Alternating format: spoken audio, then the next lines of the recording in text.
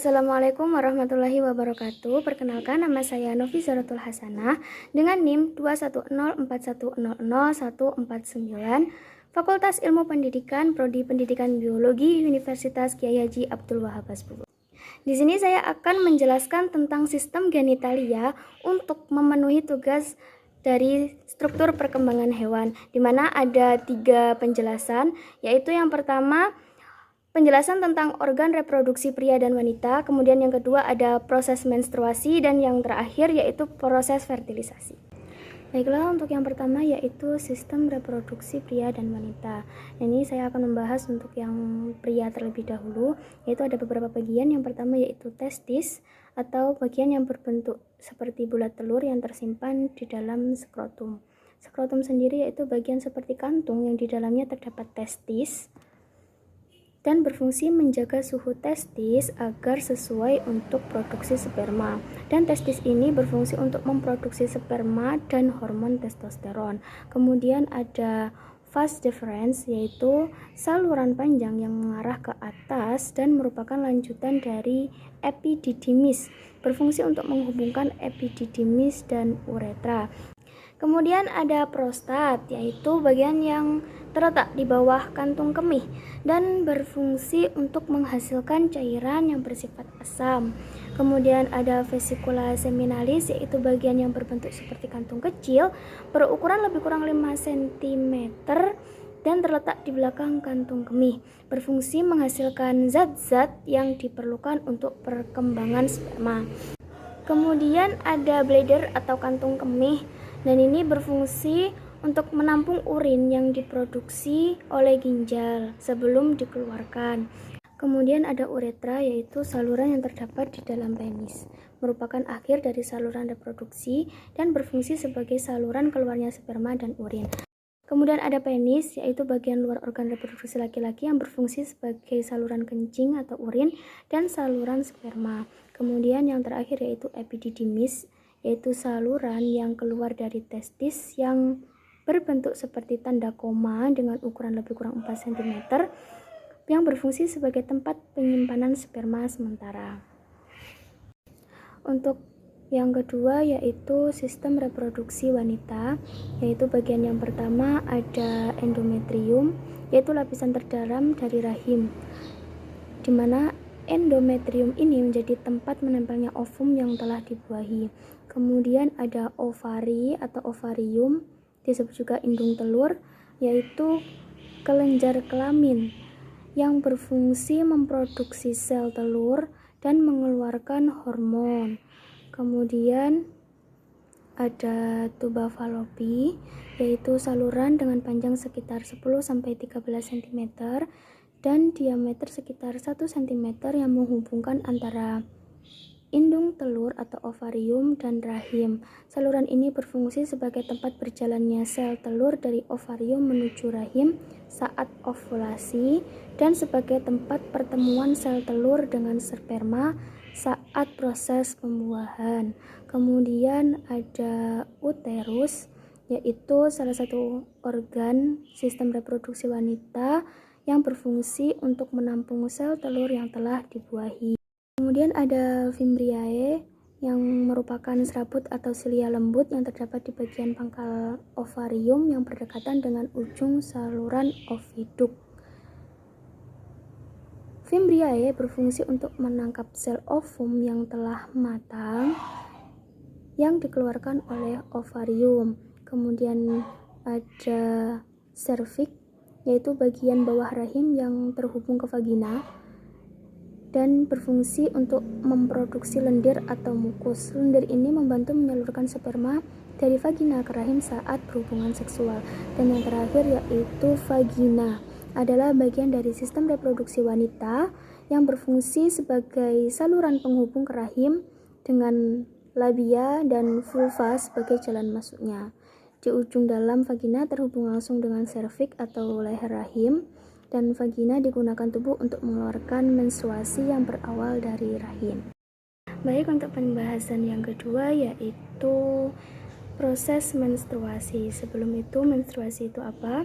Menstruasi itu merupakan sebuah siklus bulanan yang dialami oleh setiap wanita. Kondisi ini terjadi karena sel telur yang dibuahi harusnya dapat menempel pada dinding rahim yang telah menebal.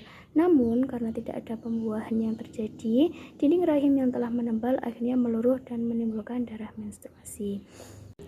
Dalam siklus menstruasi sendiri ada 4 fase yang terjadi, yaitu yang pertama fase menstruasi, kemudian ada fase folikuler atau praovulasi, kemudian ada fase ovulasi, dan yang terakhir yaitu fase luteal.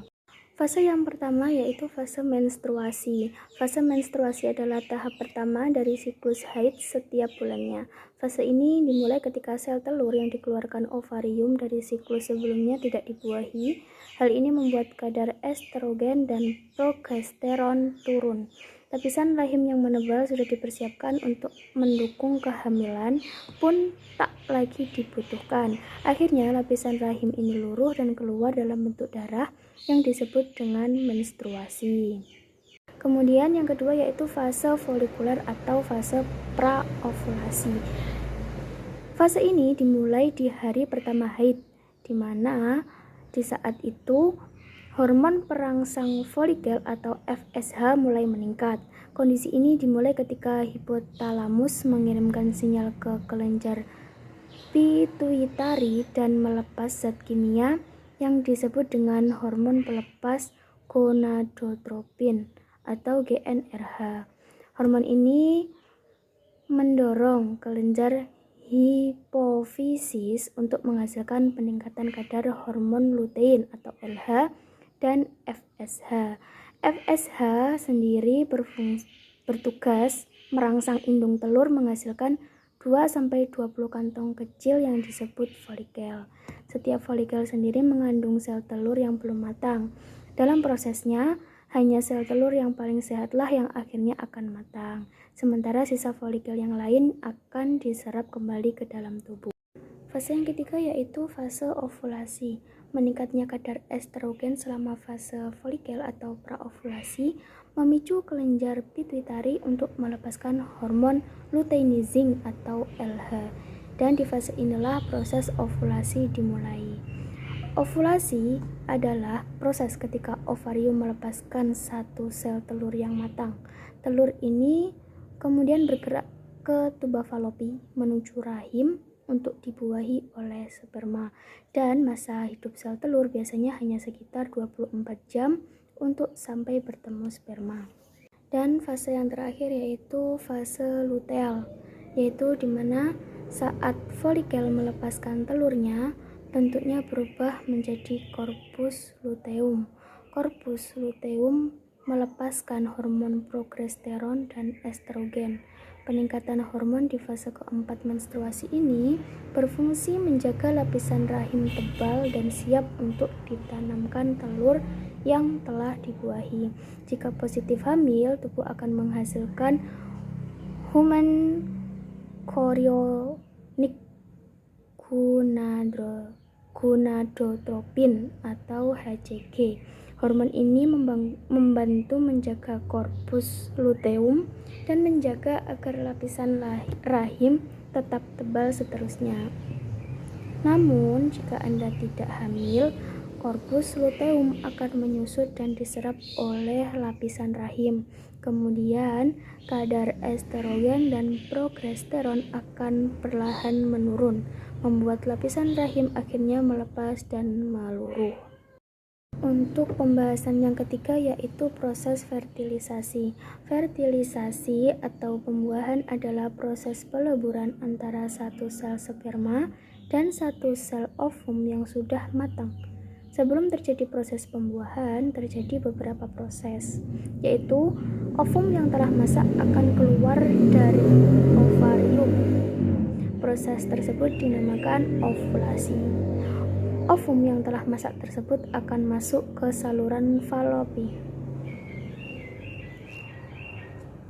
Dan jutaan sperma harus berjalan dari vagina menuju uterus dan masuk ke saluran falopi. Dalam perjalanan itu, kebanyakan sperma dihancurkan oleh mukus lendir asam di dalam uterus dan saluran falopi. Di antara beberapa sel sperma yang bertahan hidup, hanya satu yang masuk menembus membran ovum. Kemudian setelah terjadi pembuahan, membran ovum segera mengeras untuk mencegah sel sperma lain masuk. Proses pembuahan ini terjadi di bagian saluran falopi yang paling lebar. Hasil pembuahan adalah zigot. Kemudian zigot mengalami pertumbuhan dan perkembangan, di mana di hari pertama yaitu sel tunggal, kemudian di hari kedua menjadi 2 sel, kemudian di hari ketiga menjadi 4 sel, kemudian di hari keempat menjadi 16 sel, kemudian di hari kelima menjadi blastokista awal, kemudian di hari 6-7 menjadi blastokista tahap akhir. Kemudian di hari ke-8 sampai ke-9 embrio memulai implantasi dan wanita dinyatakan hamil. Demikian pembahasan tentang sistem genitalia yang dapat saya sampaikan. Kurang lebihnya saya mohon maaf yang sebesar-besarnya. Terima kasih. Wassalamualaikum warahmatullahi wabarakatuh.